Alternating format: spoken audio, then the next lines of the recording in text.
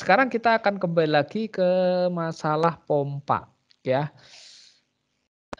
Tapi sebelum masuk ke pompa, sebagai refreshing terkait dengan kompresor, gitu ya, terkait dengan kompresor. Tiga gambar ini apa yang membedakan? Ya, ada yang bisa menjelaskan apa perbedaan dari tiga gambar yang saya sampaikan ini?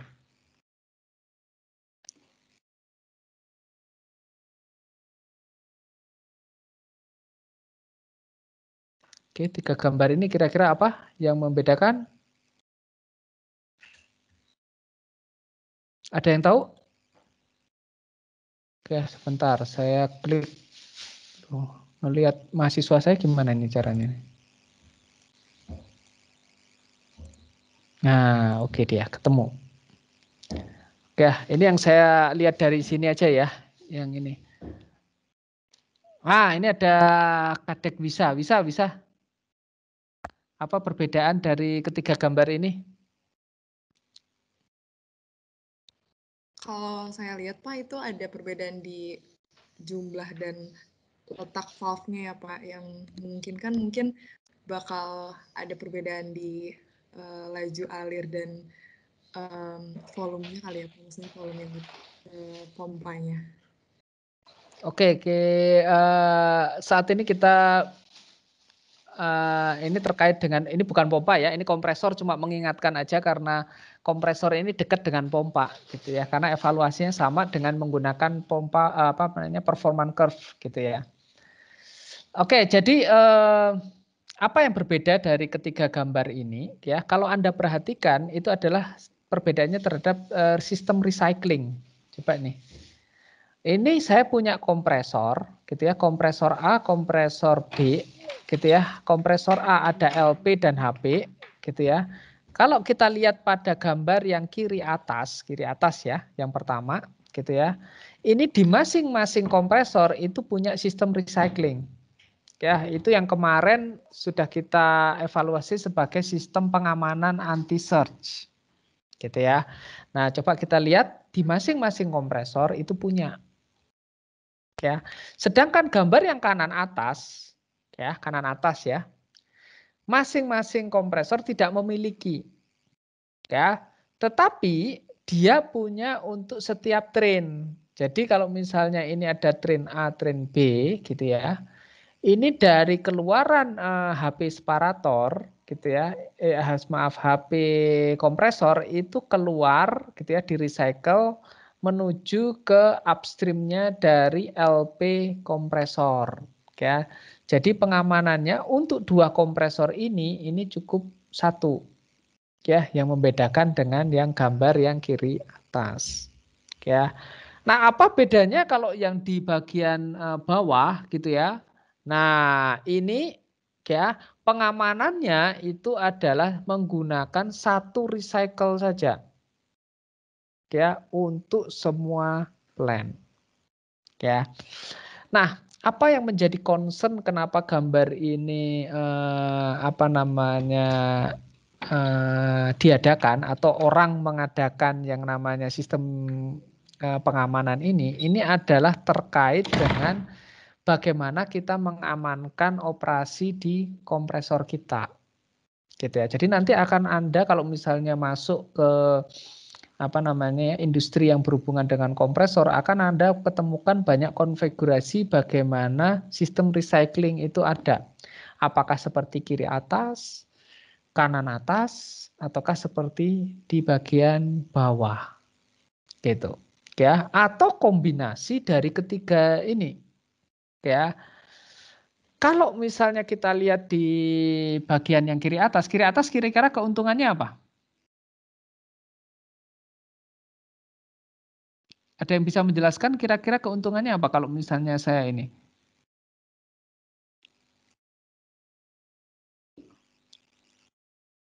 Jeremy? Iya, Pak. Kalau kiri atas kira-kira keuntungannya apa? Kalau misalnya Anda lihat ini, logik aja ini. Lebih reliable mungkin, Pak, karena lebih banyak recycle-nya, jadi kalau satu rusak masih ada yang lain. Oke ya. Jadi yang di bagian 1 ini lebih reliable. Ya, seperti yang tadi sampaikan ini. Jadi kalau misalnya tiba-tiba ini ada laju alir yang mampet gitu ya, tidak masuk ke dalam kompresor. Nah, ini tinggal dibuka saja. Nah, aman kan yang di sini. Nah, terus kemudian kalau yang di HP kompresor gimana? Sama juga. Kalau dari LP-nya stuck gimana? Ya udah tinggal dibuka aja ini. Ya, aman kan? Begitu juga untuk yang di bagian bawah. Ya.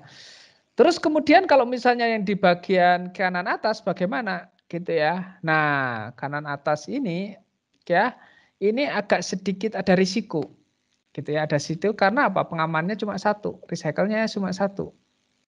Ya.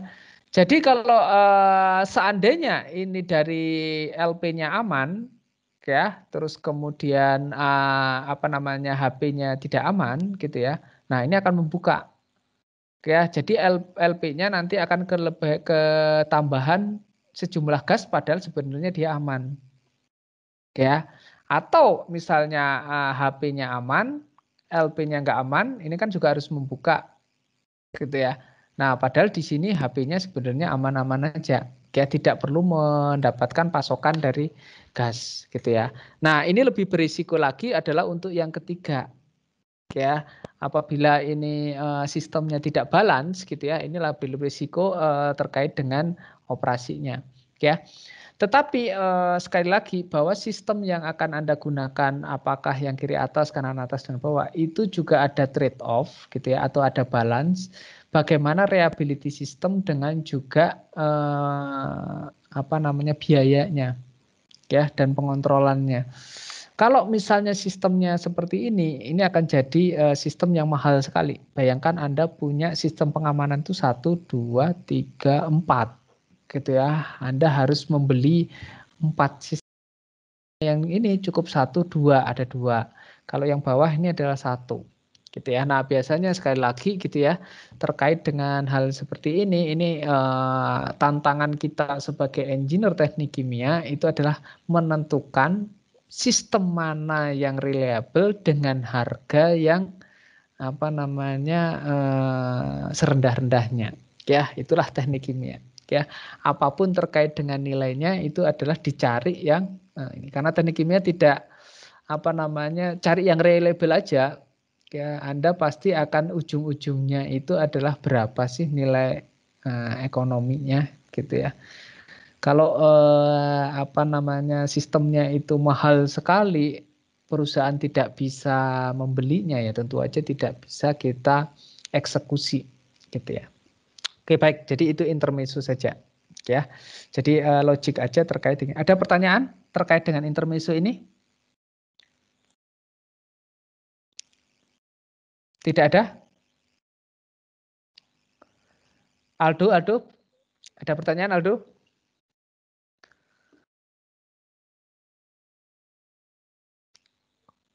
Oke, baik, saya akan lanjutkan untuk materi hari ini. Ya, materi hari ini adalah berhubungan dengan yang namanya pompa. Ya, kalau misalnya kita berbicara pompa, ya, bagaimana mengevaluasinya? Ini adalah sebenarnya hampir sama dengan kita mengevaluasi kompresor. Ya, jadi data yang akan kita gunakan itu adalah terkait dengan kalau kemarin itu kompresor performance curve gitu ya. Kalau berhubungan dengan kompresor, kalau kali ini berhubungan dengan pump performance curve gitu. Bentuknya seperti apa? Persis sama dengan bentuk yang kompresor, yaitu di mana sumbu X Anda punya laju alir, kemudian sumbu Y-nya itu adalah head-nya gitu ya. Jadi kalau yang kemarin yang kompresor Anda punya di situ ada sumbu X-nya ya untuk kompresor ya. Untuk kompresor sumbu X-nya itu adalah actual volume flow gitu ya. Kemudian sumbu apa namanya Y-nya itu adalah discharge-nya dia. Ya, tekanan discharge. Nah, ini sebenarnya sama ya. Untuk pompa itu sumbu X-nya itu adalah laju alir volumetrik liquidnya, karena pompa itu kan liquid ya, liquidnya. Kemudian sumbu Y-nya itu adalah head-nya. Ya. Nah, seperti yang dulu pernah saya sampaikan, gini ya, head itu adalah cuma masalah konversi tekanan menuju ke satuan panjang saja. Ya, jadi sebenarnya sama juga, gitu ya. Head ini artinya adalah sebenarnya tekanan yang nanti Anda ingin peroleh, gitu ya. Tekanan peroleh di apa namanya produk akhirnya, ya. Nah, bentuknya seperti apa? Bentuk garisnya juga mirip seperti kompresor, jadi melengkung dari kiri atas menuju ke kanan bawah. Ya. Nah, ini adalah contoh kalau misalnya Anda punya kompresor, gitu ya. Jadi sekarang pompa ya. Tipe pompa sekarang itu ada dua, ya. Ada yang single speed pump atau ada yang multi speed pump atau yang disebut sebagai VSD, variable speed drive pump. Gitu ya. Jadi ada dua. Kalau single speed pump, Anda berarti hanya punya satu garis kurva performansi. Tetapi kalau misalnya Anda punya multi speed pump, berarti Anda punya multiple garis kurva performansi. Ya. Nah, ini saya sampaikan, ini adalah contohnya. Ya, kalau misalnya Anda punya yang namanya multiple speed, gitu ya. Nah, bisa bentuknya itu seperti ini. Ya. Multi speed artinya apa? Speed saya itu bisa saya ubah-ubah. Ya. Tentu saja dengan menambah speed atau mengubah speed berarti Anda mengubah berapa elektrik atau power yang Anda masukkan untuk menjalankan speed tersebut. Ya, misalnya speed yang terendah itu akan membutuhkan 1 HP aja horsepower. Speed yang lebih tinggi, lebih cepat gitu ya. Speed ini maksudnya adalah perputaran ya, perputaran dari blade dari pompa Anda. Blade pompa Anda kan tuh berputar, berputarnya itu bisa cepat gitu ya, bisa ini. Atau kayak misalnya apa namanya kipas di rumah Anda itu kan ada biasanya 1, 2, 3 gitu ya. Nah, Anda kalau misalnya mau pindah ke 2, berarti kan speednya lebih kencang. Terus kemudian Anda pencet 3, lebih kencang lagi. Nah, itu sama gitu ya. Secara prinsip sama. Ya. Jadi speed rendah dia akan membutuhkan konsumsi power yang lebih rendah, lebih tinggi kecepatannya itu akan naik gitu ya. Terus kemudian lebih tinggi lagi akan ini dan terus kemudian oke. Oke, jadi bentuknya seperti ini. Oke. Nah, ini nanti Anda bisa pelajari tentang konsep head gitu ya. Jadi head itu sebenarnya tekanan yang diubah menjadi satuan panjang saja. Ini konversi tekanan ke satuan panjang saja. Ya. Nah, ini biasanya dipakai memang di dalam pompa dan kompresor. Ya, jadi kalau misalnya pompa Anda ini headnya berapa ini? Nah, itu dia headnya itu yang nanti. Oke. Nah, kenapa saya perlu berbicara dengan head gitu ya? Karena nanti itu ada yang namanya plan system dan performance system. Ya, dan keduanya itu harus match antara plan sama dengan performance sistemnya. Gitu ya. Nah, nanti akan saya sampaikan. Tetapi secara umum aja untuk mengingatkan Anda, head itu akan terbagi dua, yaitu head static dan head dynamic. Apa head static itu? Head static itu disebabkan karena posisinya dia, tidak bergantung kepada jumlahnya. Sedangkan head dinamis itu adalah bergantung pada jumlahnya dia. Gitu ya, misalnya laju alirnya meningkat, volumetriknya meningkat, nah head dinamisnya akan meningkat. Gitu ya. Sedangkan head static tidak bergantung kepada jumlahnya, tapi bergantung pada posisinya. Ya. Jadi kalau memang kita bermain-main dengan pompa ini, itu kadang-kala Anda di lapangan itu melihat, loh ini pompa kok diletakkannya underground ya, di bawah tanah ya. Tujuannya apa? Ya itu adalah tujuannya untuk meningkatkan head. Gitu ya, karena dengan kita menurunkan pompa lebih turun lagi gitu ya dari sumbernya gitu ya, berarti kita mendapat keuntungan dari sisi head statis ya, dari head statisnya. Ingat hidrodinamika yaitu rho GH gitu ya, kalau H-nya itu semakin dalam gitu ya, nah kita dapat keuntungan di situ ya. Jadi ada head statis, ada head dinamis gitu. Oke, nah head total itu atau plan head itu biasanya itu adalah total antara head statis dan head dinamisnya dia. Oke, jadi gabungan. Oke, nah ini nanti bisa Anda baca lah terkait dengan ini apa itu yang namanya beda head gitu ya. Jadi head statis kalau misalnya Anda lihat di sini ini adalah sebenarnya perbedaan permukaan antara 1 dengan 2 gitu ya. Jadi maksudnya perbedaan 1 dan 2 ini adalah berapa head yang harus diakomodir oleh pompa ini harus mengakomodir perbedaan 1 dan 2. Jadi kalau Anda menghitung gitu ya, nanti ya udah delta antara titik 1 dan 2 itulah head yang harus disediakan oleh pompa. Ya. Oke,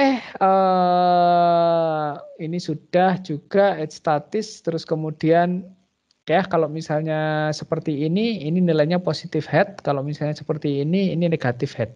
Ya, maksudnya artinya apa? Negatif head itu artinya tanpa pompa pun sebenarnya Anda sudah bisa mengalirkan fluida. Gitu ya. Maka disebut sebagai negatif static head. Tapi kalau positif static head, ya Anda memang membutuhkan pompa. Oke ya, jadi ini biar kita nggak terlalu lama berteori gitu ya. Nah, untuk head dinamis saya yakin juga di mekanika fluida sudah belajar gitu.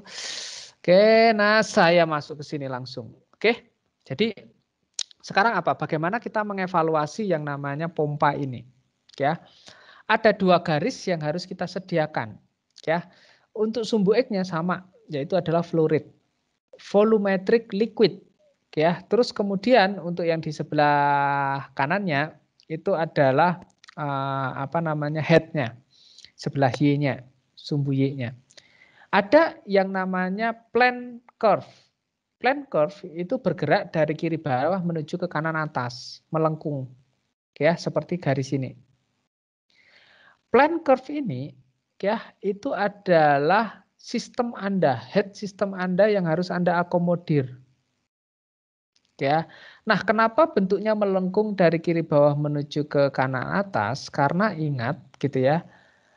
Kalau misalnya kita itu menaikkan laju alir, maka yang disebut dengan dynamic head-nya itu akan bertambah. Ya. Jadi perubahan pergerakan kurva dari kiri bawah ke kanan atas itu disebabkan oleh laju alir yang meningkat dikarenakan head dinamiknya yang bertambah. Kalau head statiknya itu akan selalu sama. Ya, ingat tadi head statik itu adalah ditentukan posisi, tidak ditentukan jumlah.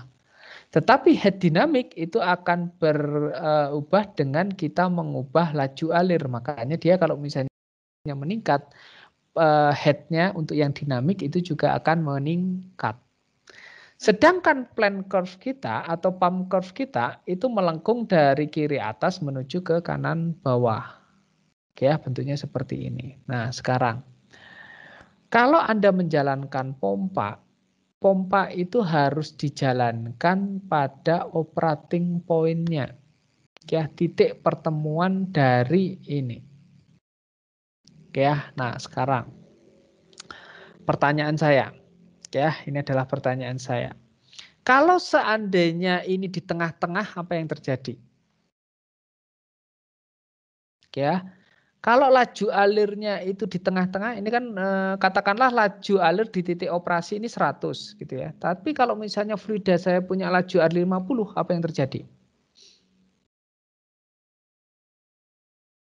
Dimas? Kalau di tengah-tengah.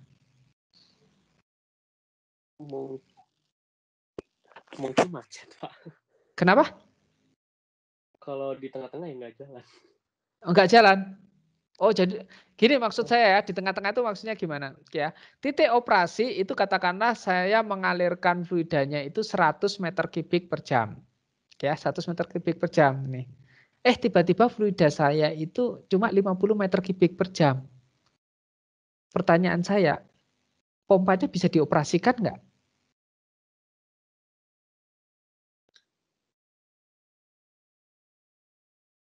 Bisa ya?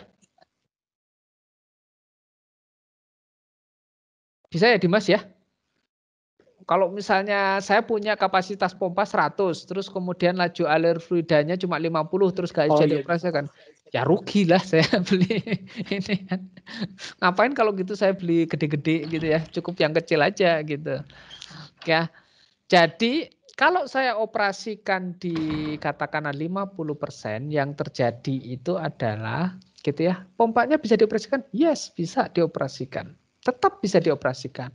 Tetapi gitu ya, karena saya mengolah cuma 50%, yang terjadi itu adalah head keluarannya lebih tinggi daripada plan curve-nya. Ya kan? Ya. Jadi kayak misalnya gini, kalau saya mengalirkan itu 100 meter kubik per jam, harapan saya itu adalah di titik serahnya itu tekanannya katakanlah 5 bar. Nah ini kalau misalnya saya cuma mengalirkan 50% dari aliran 100 tadi, atau 50 gitu ya, bisa jadi nanti di titik serahnya itu tidak 5 bar, tapi bisa 7 bar, bisa 8 bar. Jadi saya kelebihan yang namanya head. Loh kok bisa kelebihan head? Ya itu terlihat di dalam gambar ini. Ketika Anda mengalirkan 50%, yang terjadi itu ada gap antara plan characteristic curve dengan plan curve-nya. Ya. Jadi 50% itu plan curve-nya itu akan turun. Ya, karena apa? Ya, saya cuma mengalirkan 50 ya. Misalnya Anda punya pipa gitu ya. Anda alirkan 100 dengan Anda alirkan 50, mana yang pressure drop-nya lebih kecil? Anda mengalirkan cuma 50. Ya. Nah, oleh karena itu nilai dari plan curve-nya itu turun, tetapi nilai dari pump curve-nya itu naik. Gitu ya. Jadi semakin kecil Anda alirkan fluida, delta gap-nya ini semakin besar. Nah, sekarang pertanyaan saya, apa yang terjadi kalau misalnya kita punya gap antara pump curve dengan plan curve? Apa yang terjadi? Satu yang terjadi itu adalah tekanan di titik serah pasti lebih tinggi daripada yang seharusnya. Benar? Betul ya, Dimas ya? Iya, Pak. Ya, udah terlihat lah di gambar ini kan. Ya, terlihat ya ini. Nah, untuk menghindari hal tersebut, ya biasanya di lapangan itu dipasang yang namanya throttling valve, gitu ya. Jadi kalau kalian nanti mendengar ya keluaran dari pompa itu ada yang namanya throttling valve, jadi dipasang di ini. Itulah mekanisme yang digunakan oleh pompa, ya, supaya kita memiliki yang namanya operating point gitu ya, yang sama dengan yang sebelumnya meskipun laju alirnya itu lebih rendah. Caranya seperti apa? Anda tadi itu punya gap yaitu antara pump curve dengan plan curve. Dengan Anda throttling valve itu Anda meningkatkan pressure drop-nya. Jadi yang terjadi itu adalah Anda menggeser plan curve ini itu naik ke atas. Ya, loh kok bisa naik ke atas? Karena Anda mencekik di bagian throttling-nya. Ya, jadi throttling valve itu tujuannya itu adalah ini. Oke lah, nanti daripada kita berteori, kita masuk ke dalam HISIS-nya gitu ya, daripada bosan. Oke, sebentar saya buka kasusnya. Ya, ini sudah saya kirimkan juga kemarin.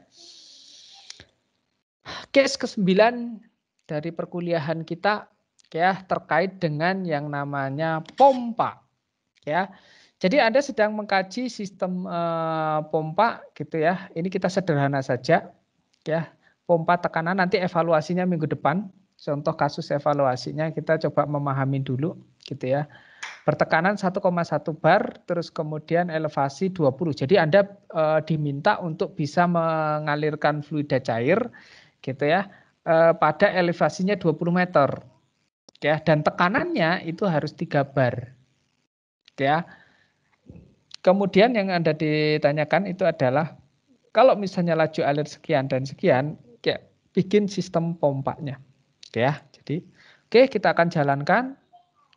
Oke, saya akan tutup file saya terdahulu biar tidak terlalu berat di komputer saya. Ya. No.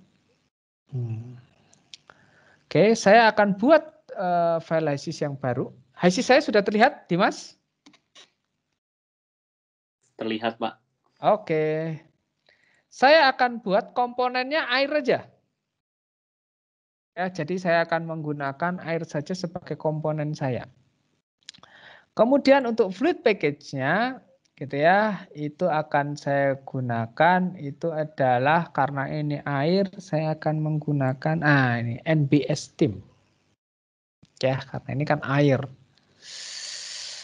Oke ya, bukan hidrokarbon, jadi saya pakai ini. Oke, tidak ada reaksi dan lain sebagainya. Oke, saya akan masuk ke simulasinya.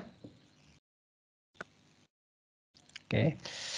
Kemudian saya akan definisikan umpannya. Nah, umpannya ini akan saya definisikan apa yang saya lakukan gitu ya. Saya tambahkan aliran stream. Oke, kemudian apa yang saya tambahkan di sini komposisi akan saya definisikan itu adalah 1. Oke.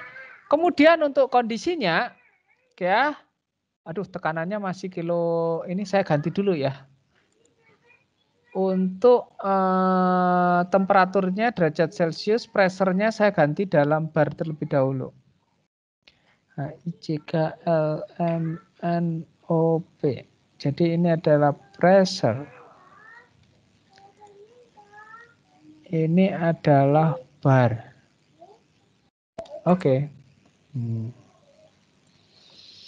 Oke, terus kemudian untuk ini standar liquid sudah ini. Kemudian saya klik OK. Ya, jadi satuan tekanannya saya bar. Tekanan masuk itu menurut tadi informasi itu ada di 1,1 bar. Ya, untuk temperatur ya kita bikin aja temperaturnya 30. Oke. Nah, kemudian apa yang terjadi di situ? Ya. Saya harus mengalirkan fluida sejumlah berapa tadi? Ada yang bisa membantu? Maksud saya Minimal 5, maksimum 30 meter kubik per jam, Pak. Oke, terima kasih. Jadi minimal 5, maksimum 30. Oke, saya pakai standar ideal liquid volume flow aja ya. Jadi saya pakai 30 dulu aja. 30 meter kubik per jam. Benar ya? 30 meter kubik ya? Oke. Kalau misalnya sudah di 30 meter kubik per jam, oke, berarti sudah saya definisikan stream saya sudah dengan baik. Oke. Nah, kemudian apa yang saya lakukan? Saya tambahkan pompa. Ya, pompa di sini saya tambahkan. Ya. Seperti biasa, saya tambahkan alirannya. Ya, misalnya outletnya itu adalah 2. Terus kemudian ini adalah QP100.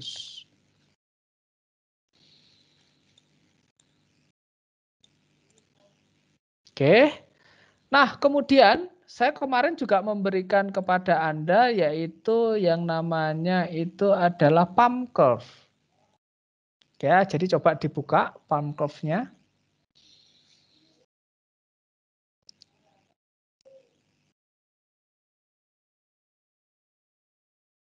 Ya, jadi pump curve-nya dibuka. Ini saya sedang berusaha membuka Excel-nya.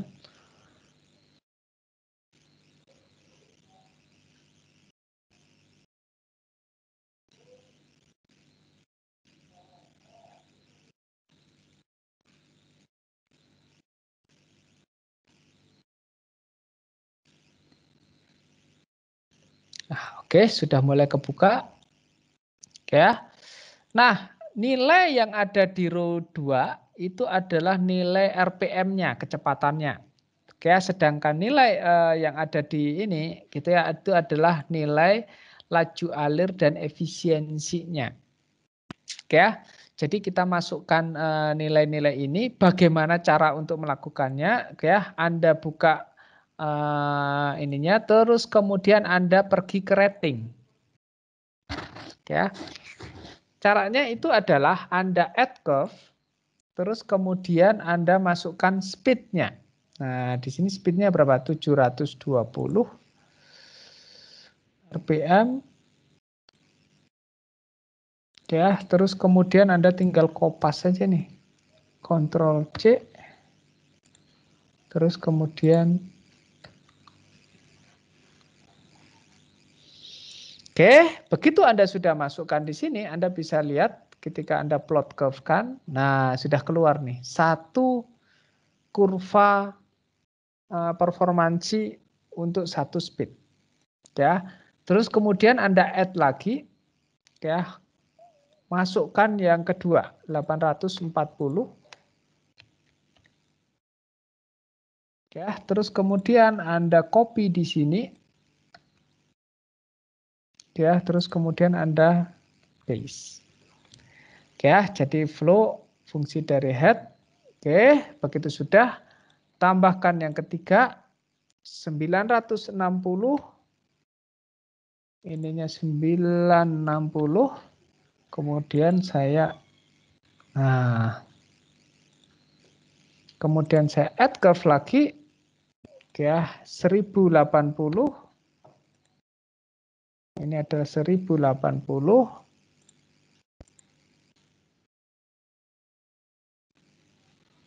Oke, dan yang terakhir itu adalah berapa? 1200.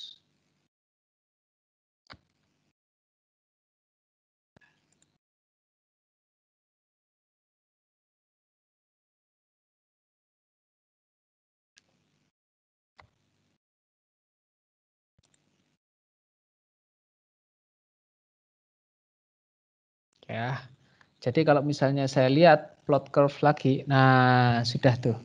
Terlihat 5 buah palm curve. Oke. Nah, apa yang akan kita lakukan? Coba kita gunakan kecepatan pompa yang tertinggi, yaitu 1200. Ya, saya klik di sini, terus kemudian saya klik juga use curve, karena saya mau menggunakan curve. Terus kemudian HIC-nya bilang, wih over specified Pak, dengan di sini. Oke, tidak ada masalah. Kita masuk ke desain, terus kita hilangkan efisiensinya. Karena di dalam pump curve tadi yang saya sudah sampaikan itu juga ada nilai efisiensi. Jadi terhitung 2 kali. Makanya dia membilang over specified.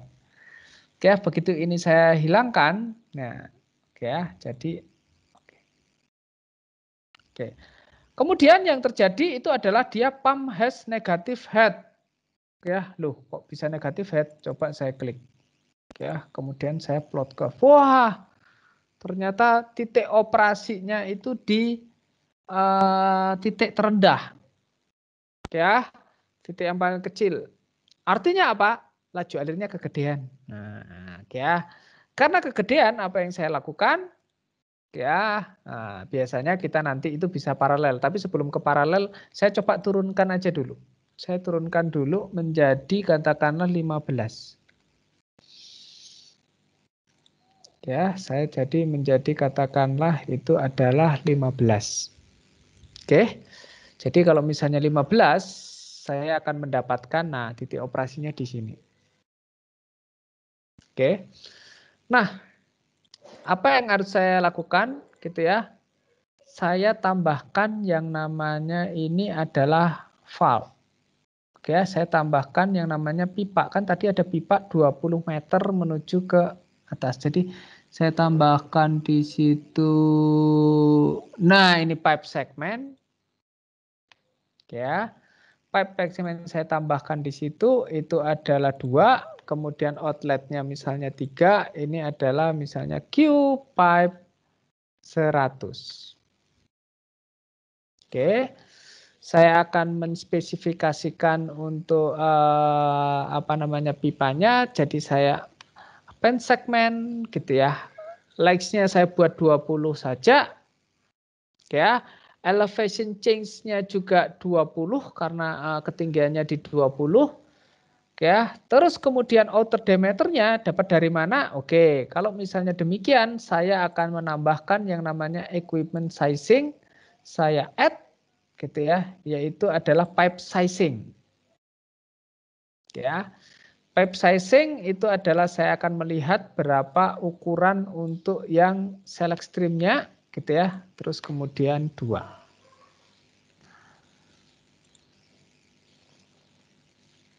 Oke. Gitu ya.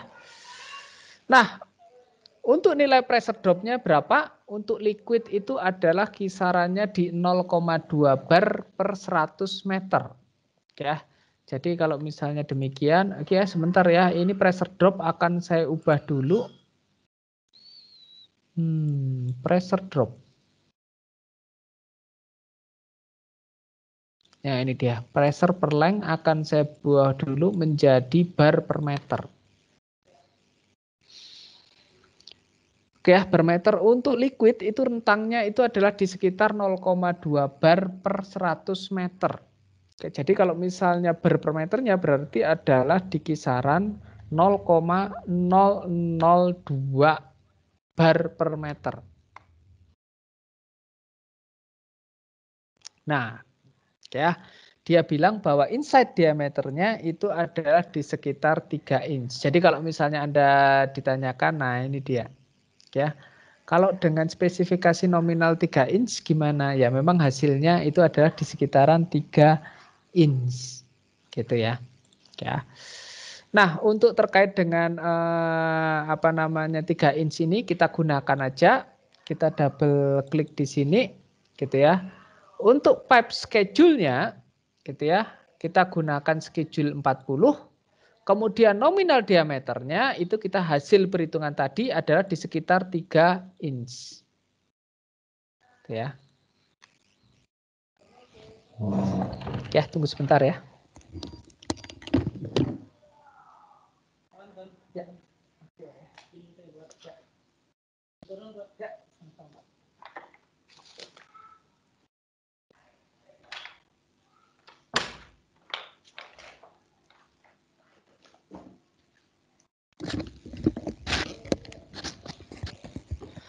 Oke, begitu saya sudah dapat 3 inch, terhitung semuanya.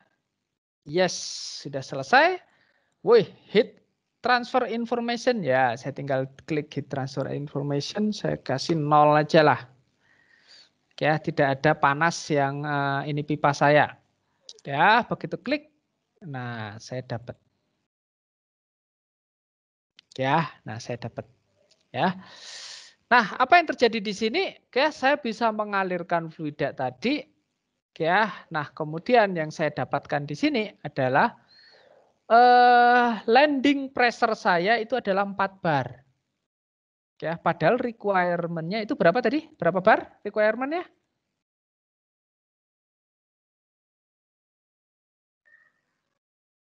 Tangki terletak membutuhkan, nah tekanan serah sebesar 3 bar. Nah, 3 bar. Nah, ini 4 bar. Nah, oleh karena itu, ya, inilah pentingnya yang disebut dengan throttling valve. Ya, kalau misalnya Anda tidak nanti ini tekanan yang ada di titik 3 ini akan sangat bergantung dari berapa laju alirnya. Jadi kalau laju alirnya rendah, saya buat rendah ya. Oke, saya buka sekalian ini. Ini kalau misalnya laju alirnya 15, tekanan yang saya dapatkan di titik serah itu adalah 4,7 atau 5 bar. Oke, coba kalau misalnya 10. 10 saya dapat tekanannya itu 5. Oke, kalau misalnya 20. 23. Oke, jadi naik turun ini nanti bisa dengan ini. Gitu ya. Nah, untuk menghindari yang namanya naik turun tadi, gitu ya. Apa yang kita lakukan gitu ya? Kita kembalikan ke yang namanya tadi itu berapa? Sebentar, ini kenapa kuning ya? Bentar. Oh, increment DB check trace. Oke, ukuran diameter kita kurang gitu ya. Jadi coba saya naikkan dulu ukuran diameternya menjadi 3,5 inch saja. Oke, masih tetap kurang 4 inch. Oke, sebentar. Kenapa 4 ini kurang?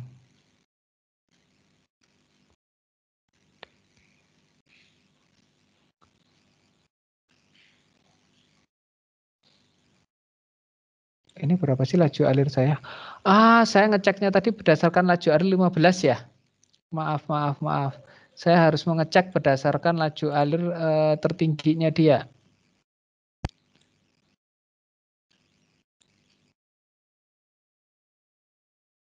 Oke, bentar.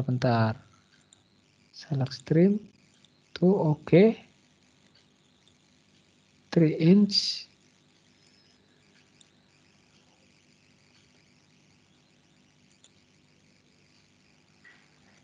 Oke, coba saya naikin dulu menjadi 5 inch.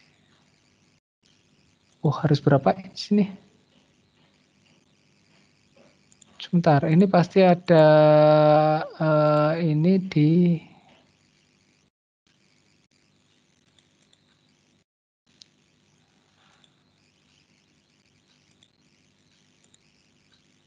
Oke, ini ukurannya sudah ini 20 meter, elevasinya juga sudah.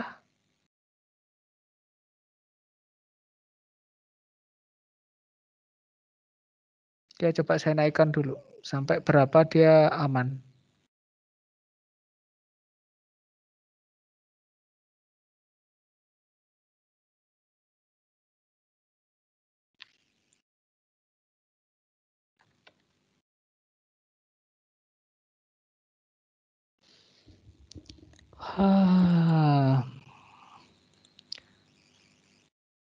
Coba saya kembalikan ke 3. Oke, ternyata cuma bug saja. Oke ya. Jadi 3 sebenarnya juga masih oke. Oke, jadi naikkan aja increment-nya tidak 5 tetapi naikkan jadi 10. Oke ya, sudah selesai. Ya, masalah. Jadi ini masalah numerik saja lah.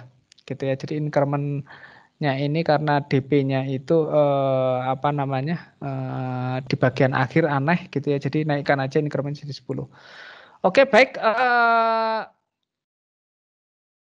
Tadi yang kita sampaikan gitu ya, dengan kita laju alir masuk yang terjadi ini adalah berfluktuasi.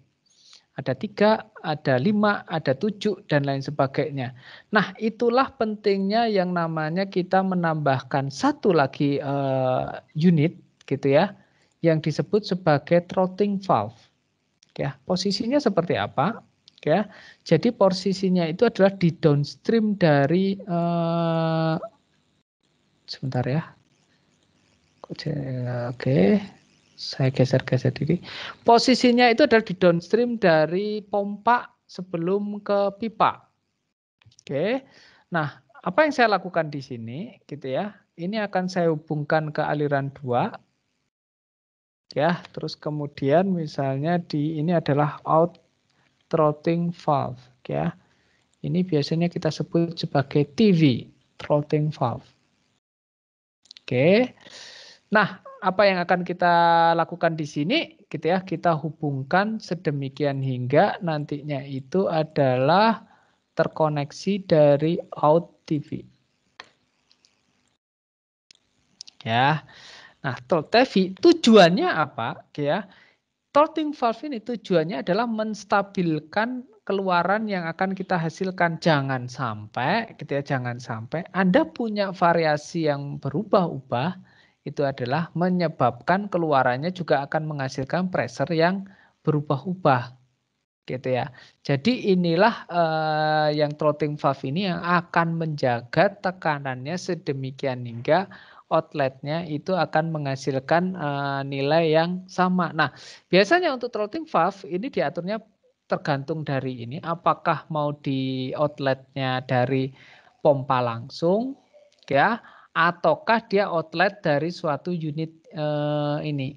Nah, karena kita itu inginkan di outletnya 3 ini adalah bernilai tertentu, ya, apa yang kita lakukan, ya, kita masukkan aja di sini nilainya itu adalah 3 bar.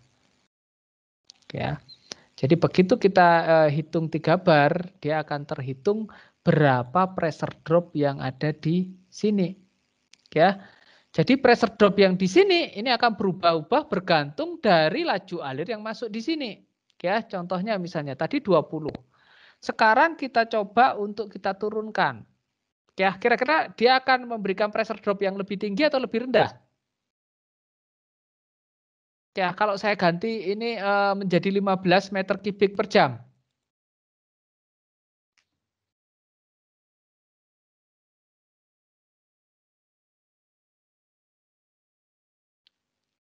Fadlan, Muhammad Fadlan.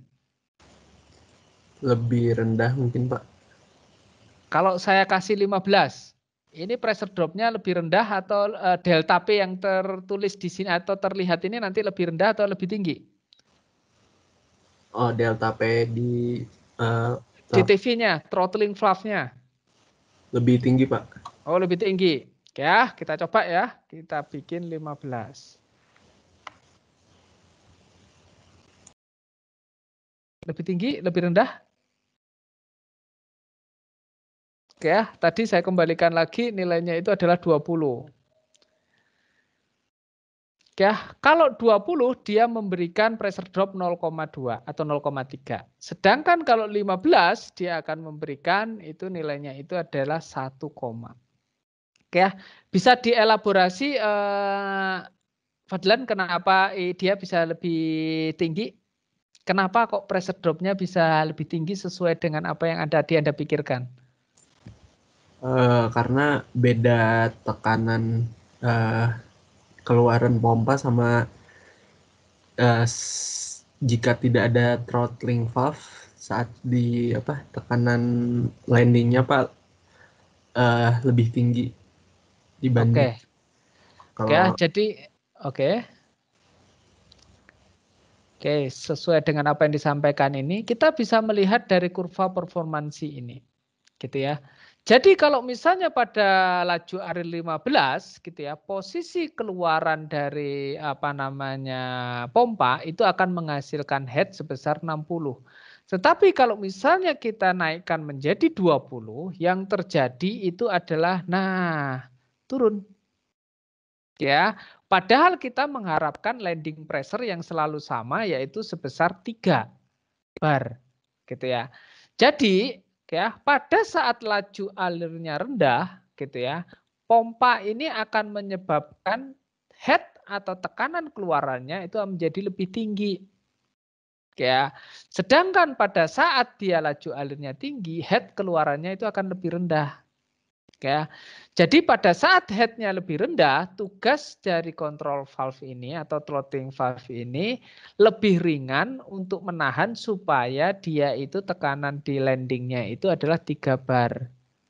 Ya, beda kalau misalnya dia tiba-tiba ini laju alirnya merendah, menyebabkan outletnya ini tekanannya jadi tinggi sekali. Loh, kok bisa seperti itu? Ya karena mengikuti yang namanya performance curve dari pompa ini. Pada laju rendah gitu ya, keluarannya akan menghasilkan tekanan keluaran pompa yang lebih tinggi, ya, ngikutin dari ini gitu.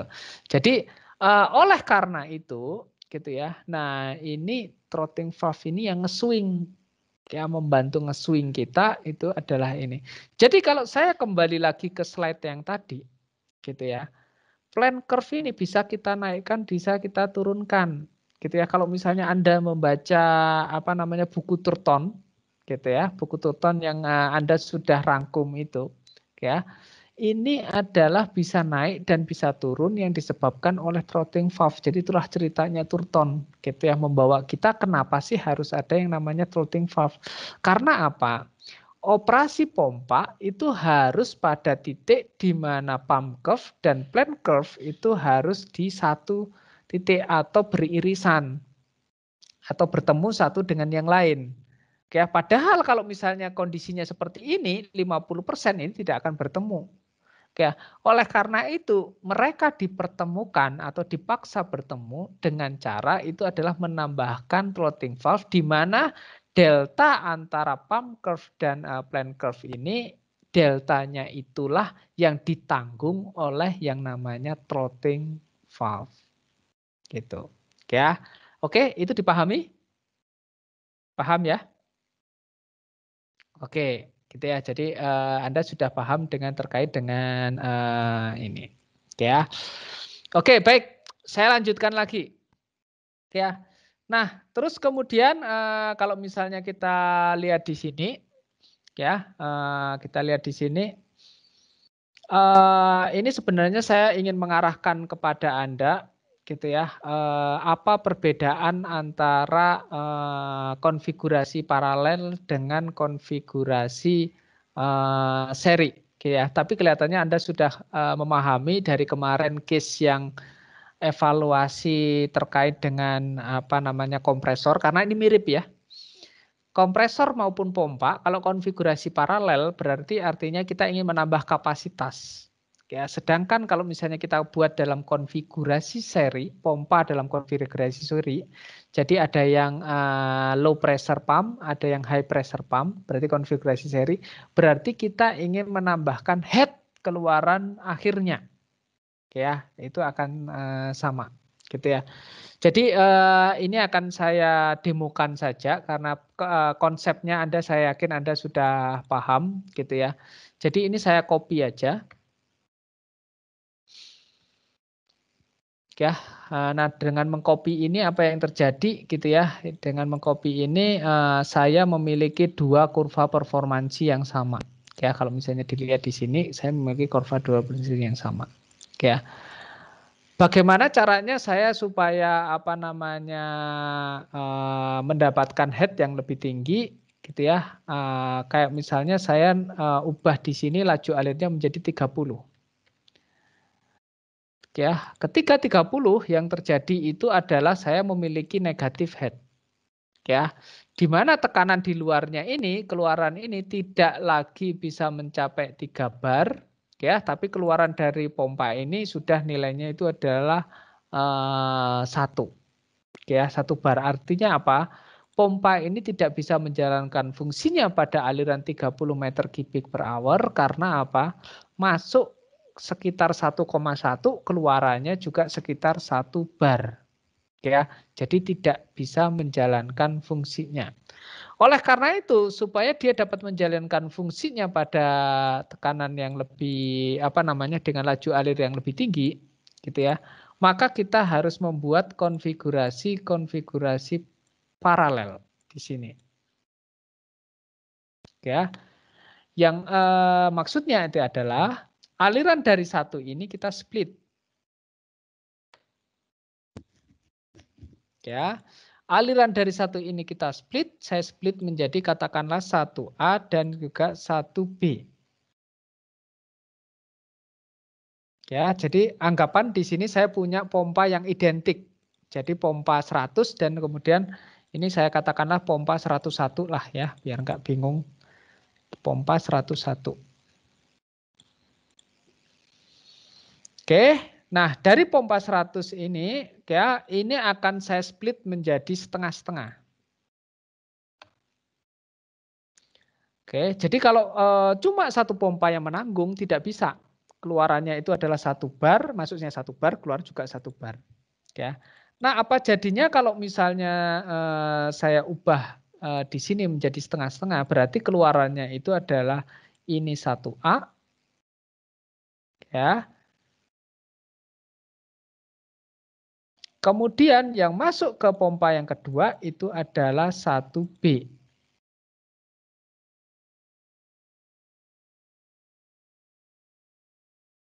Oke.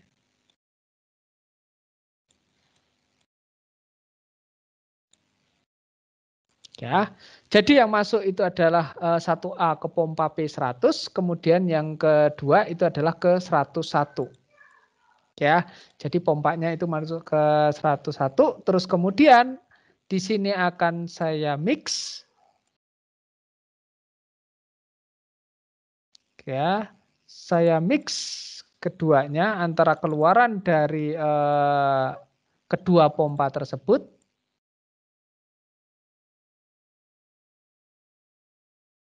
Ya, menjadi aliran 4.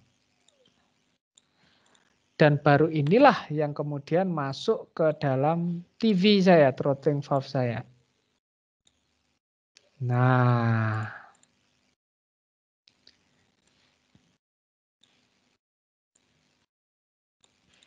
ya, apa jadinya di sini saya masih bisa mendapatkan 3 bar. Kalau tadi gimana cara dapat 3 bar? Wong masuk pompa 1 bar, keluarannya juga 1 bar. Ya, saya tidak lagi bisa mendapatkan yang namanya 3 bar. Ya. Nah, apa yang terjadi di sini gitu ya? Apa yang akan saya lakukan di sini? Ya, saya akan membuat yang namanya case studies. Ya, untuk melihat sekarang berapa kurva performansi saya gabungan dari kedua pompa ini. Ya, jadi saya akan buat kurva performansi yang baru. Ya, caranya seperti apa? Gitu ya. Saya akan ambil untuk independen variabelnya, ya, itu akan saya buat adalah satu laju alir. Ya, ideal volumetric flow. Tadi mana ideal?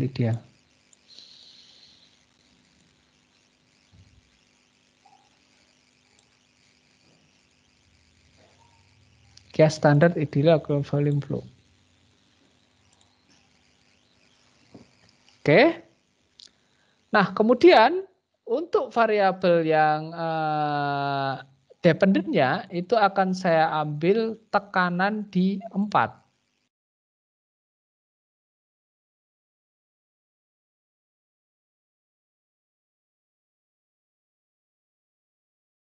Ya, tekanan di 4 KLMNOP pressure.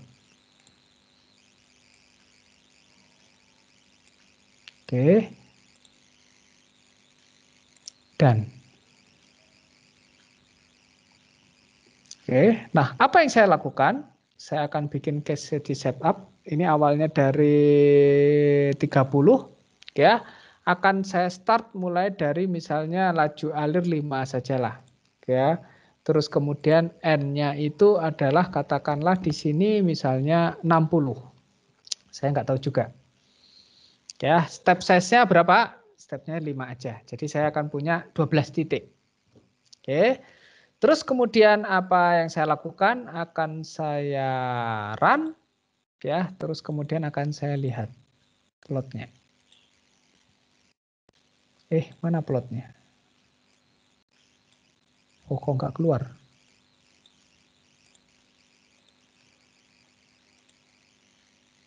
Aduh, ini nggak keluar.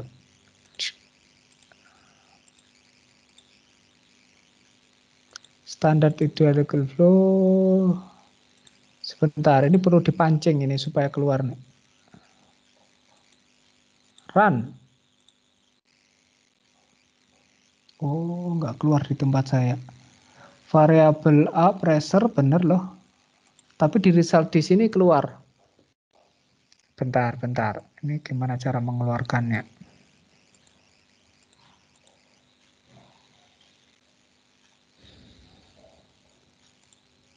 Nah, keluar kan? Dipancing-pancing keluar. Oke ya.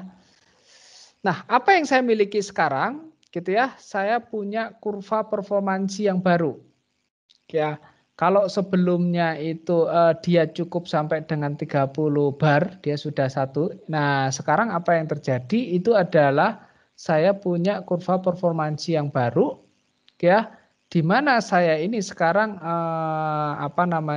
operasinya itu adalah kalau misalnya kita lihat, ya, nah ini dia, ya. Kemudian apa yang saya lakukan? Ya, saya ingin membandingkan dengan kurva performansi asalnya, kurva konfirmasi asalnya, ya. Jadi bagaimana nih caranya enaknya ya? Kalau misalnya demikian, akan saya ambilkan laju alir di 1.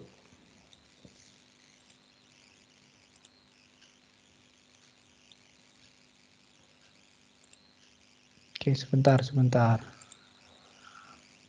Oke ya. Nah, ini dia. Ini adalah asalnya, yang kurva saya yang punya asalnya, ya. Cuma di sini satuannya head, ya. Kalau misalnya kita gunakan pemahaman bahwa 10 meter itu adalah 1 bar, berarti maksimumnya di sini adalah sekitar 8 bar, ya. Jadi 10 meter itu kan kalau air itu adalah setara dengan 1 bar. Berarti di sini adalah 8 bar. Ini adalah kurva aslinya. Di mana pada saat 30 meter kubik per jam gitu ya, dia sudah tidak punya head lagi. Ya. Tetapi dengan kita membuat konfigurasinya menjadi konfigurasi tadi itu adalah konfigurasi paralel, ya. Apa yang gini saya akan bandingkan lagi di sini. Gitu. Oke. Yang terjadi itu adalah ya, saya baru tidak memiliki head ketika dia itu laju alirnya itu adalah 60. Ya. Jadi pada saat laju alir 60, saya baru tidak memiliki yang namanya head. Tapi kalau misalnya yang tunggal itu baru 30, dia sudah 30 sudah tidak memiliki head. Jadi sebenarnya kalau misalnya kita gabungkan dari kurva ini gitu ya. Konfigurasi paralel itu tidak akan mengubah besarannya ini. Jadi pressure yang nanti akan dicapai itu maksimumnya akan sama. Ya. Jadi di kisaran yaitu adalah 8 bar. Jadi tidak mengubah nominal untuk headnya, tetapi itu memperpanjang laju alirnya yang akan bisa dihandle. Ya, sehingga kurvanya ini kalau gabungan secara paralel itu akan menjadi lebih landai. Ya, lebih landai terhadap sumbu X. Ya. Nah, bagaimana kalau misalnya untuk yang seri? Ya, kalau yang seri nanti ya tidak mengubah untuk laju alir yang bisa dihandle tetap 30, tetapi dia akan membentuk lebih curam ya sedemikian hingga head keluarannya nanti jauh lebih tinggi atau bisa lebih besar daripada 80 meter atau 8 bar. Gitu ya. Jadi nanti ada 2 kurva gabungan yang misalnya Anda dapatkan. Jadi kalau paralel itu adalah ininya sama, headnya sama, tetapi dia itu bisa lebih panjang untuk jumlah laju alir yang bisa dihandle. Sedangkan kalau konfigurasinya seri, headnya itu yang akan bertambah, tetapi kapasitasnya tetap. Jadi akan lebih curam. Ya, jadi itu perbedaan kurva performansi pompa kalau misalnya kita buat konfigurasinya itu adalah seri dan paralel.